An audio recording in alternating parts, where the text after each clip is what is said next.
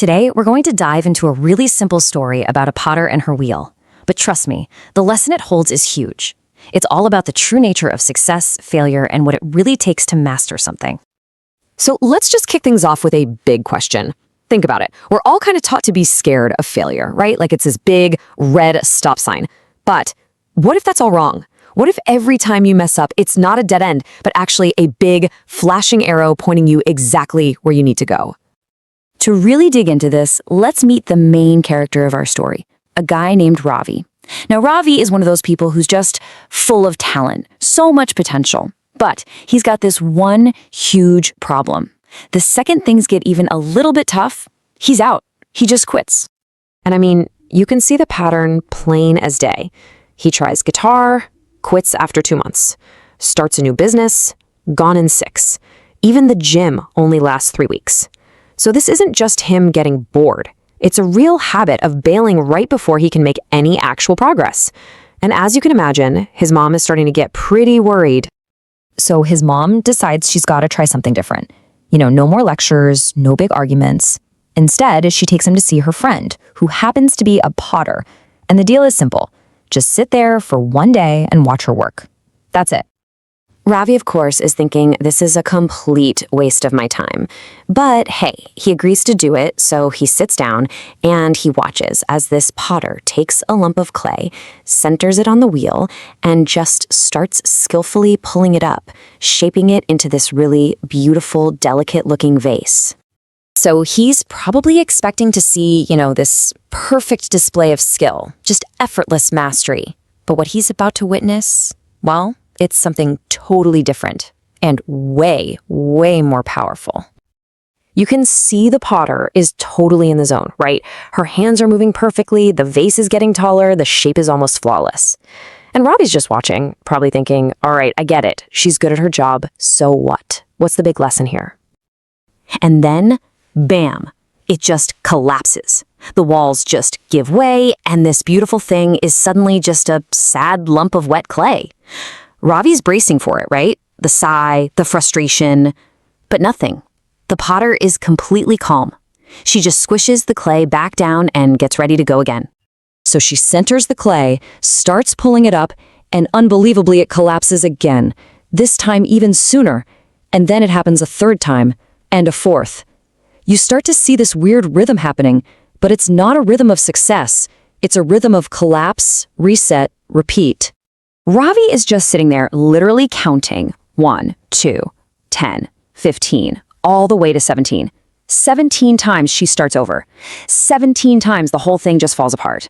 And then, finally, on the 18th try, she makes a perfect, stunningly beautiful vase.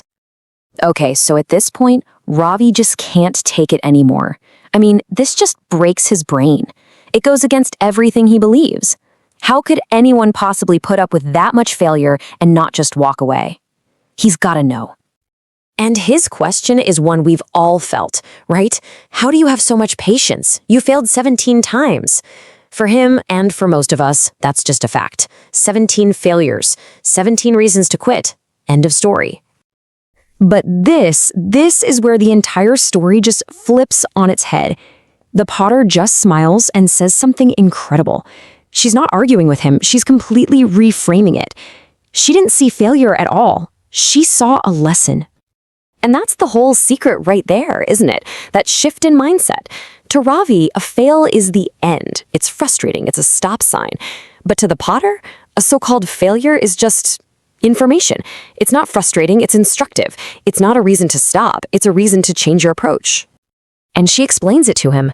See, each of those 17 collapses wasn't just bad luck. It was the clay talking to her. One time it collapsed and she learned, too much water. The next time, okay, the wheel's spinning too fast. Another collapse told her, nope, that's the wrong pressure. Every single one was a clue. And this is just the killer line. That final beautiful vase wasn't some separate thing that happened despite the 17 collapses. No way. It's beautiful because of them.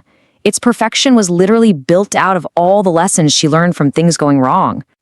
So, okay, great story about pottery, but how does this help us, right? Well, this whole thing is a huge metaphor for pretty much everything we do. Ravi's mom really nails it. She says, in life, the clay will collapse. Think about it. That business you're starting, that new language you're learning, your goal to get in shape, that's your clay. And guess what? It's going to collapse. It's not an if, it's a when. The only thing that matters is, are you going to be the one who recenters the clay and just starts again? So we can actually boil this whole idea down into a super simple 3-step playbook. Step 1, just expect things to go wrong. It's normal, it's part of the process. Step 2, when it collapses, don't get mad, get curious. Ask yourself, okay, what did I just learn? And step 3 is the most important. Take that lesson, recenter, and go again. And this really gives us a whole new way to think about mastery. It's not about being some genius who never messes up. Real mastery, it's the process of welcoming those collapses, of pulling the lesson out of every single attempt, and just relentlessly starting over until, one day, the thing you're building finally holds. So I'll just leave you with this to think about. What's the clay in your life right now? That project, that goal, maybe even a relationship. Where has it collapsed for you lately? And instead of just seeing it as a failure, a reason to stop, maybe ask yourself, what's the lesson here? What is this collapse trying to teach you?